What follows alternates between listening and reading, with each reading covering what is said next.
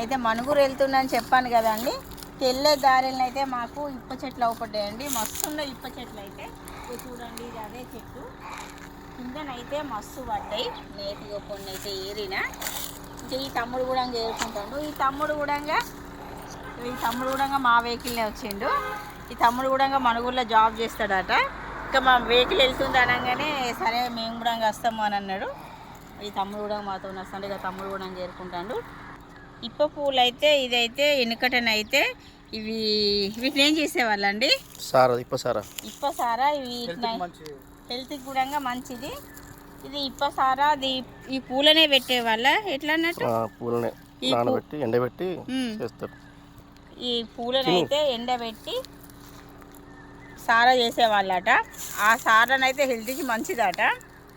కానీ అయితే ఈ పువ్వులను అయితే ఎప్పుడు తినలేదండి. ఇప్ప పువ్వులను ఇలాంటివి ఇట్లా తీసేసుకొని ఇలా తీయాలన్నట. తీసేసుకొని తినాలి. బాగున్నాయి ఉండు. అయితే ఇంకా తమ్ముడైతే బాగానే ఏరిండు.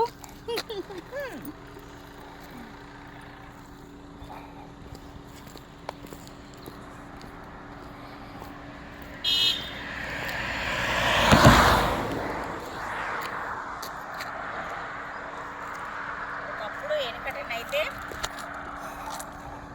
ఇవి చాలా అసలు ఎక్కడ పడితే అక్కడ చెట్లు ఉండేటి. కానీ ఇప్పుడైతే అసలు ఎక్కువ లేవు అసలు చెట్లు. ఎక్కడోసారి ఇటు సమ్మక్క జాతర అడవి కాబట్టి ఇటు సైడ్ అయితే ఉన్నాయి.